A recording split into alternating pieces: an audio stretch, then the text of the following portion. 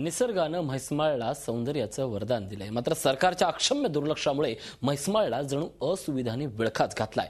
निसर्गरम्य पर्यटन स्थळ आणि पौराणिक महत्त्व असलेल्या म्हैसमाळला कोणत्या समस्यांनी ग्रासलंय त्यावर एक नजर। निसर्गानं सजलेलं फुललेलं हे म्हैसमाळ अगदी महाबळेश्वर सारखंच आहे। निसर्गानं म्हैसमाळला सौंदर्य देण्यात हात आखडता घेतलेला नाही। सुंदर डोंगर, दर्या, धुक्याच्या चादरीत निजलेलं म्हैसमाळ म्हणजे पृथ्वीवरचा स्वर्गच जणू। मात्र प्रशासनाच्या दुर्लक्षानं म्हैसमाळला उपेक्षेचा शाप दिलाय। अनेक सुविधांपासून म्हैसमाळ वंचित आहे। सुंदर पर्यटन स्थळ असूनही या ठिकाणी कुठल्याही सुखसोयी नाहीत। वन खात्याचे 1-2 पॉइंट सोडले तर म्हैसमाळला प्रशासनानं काहीही केलेलं नाही। साधं राहायला किंवा जेवणासाठी चांगलं हॉटेल सुद्धा म्हैसमाळमध्ये उपलब्ध नाहीये। पर्यटकांच्या सुरक्षेचा प्रश्न तर नाहीच, ना पोलीस ना सुरक्षा रक्षक। अगदी कित्येक वेळा पर्यटकांना चोरट्यांनी लुटल्याच्या घटना या ठिकाणी घडल्यात। इथल्या तलावात आतापर्यंत कित्येक जणांचा बळी गेलाय, तरी सुद्धा या तलावांवरती साधी पाटी लावण्याचं औचित्यही पोलीस किंवा प्रशासनाला नाही। इथं जायला चांगला रस्ता तर नाहीच, पण वर गेल्यावर काय पाहायचं, कुठे जायचं याची माहिती द्यायला कुणीही नाही, ना कुठल्या पाट्या आहेत। या पर्यटन स्थळाचं मार्केटिंग केल्यास आणि सुविधा निर्माण केल्यास ही जागा सुद्धा महाबळेश्वर सारखीच प्रसिद्ध होईल। मात्र याचं साधं सोयरसूतकही प्रशासनाला नाहीये। म्हैसमाळ गाव तर विकासापासून कोसो दूर आहे। गावाला प्राथमिक सोयी सुविधाही प्रशासन पोहोचवू शकलेलं नाही। गावात जायला साधा रस्ता नाही। पावसाळ्यात तर गावकऱ्यांना चिखल तुडवत जावं लागतं। शाळेमध्ये जी मुलं आहे ते मुलं येताना पार चिखल वगैरे भरलेलं राहतो, कोणी पडतं, कोणी येतं, चप्पल घेऊन हातात यावं लागतं। त्याच्यामुळे गावातलं सगळ्यात समस्या म्हणजे तर रोड पण पाहिजे। रस्ता तर नाहीच नाही, मात्र गावात शिक्षणाची सोय नाही।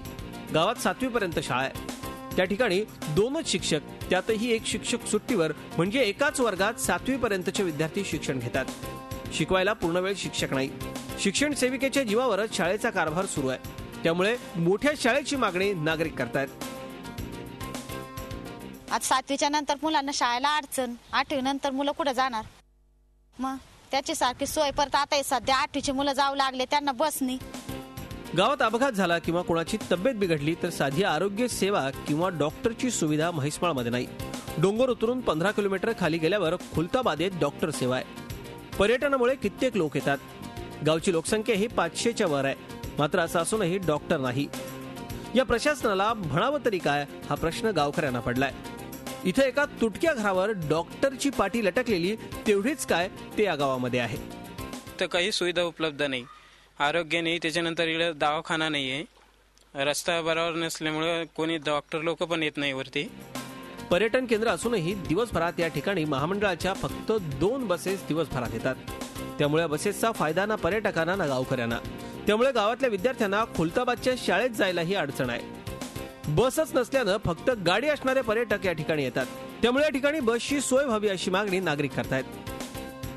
इथं सुविधा नसल्यामुळे पर्यटकाची गैरसोय होती आणि हे थोडंसं पर्यटक विभागांना थोडंसं लक्ष द्यायला पाहिजे।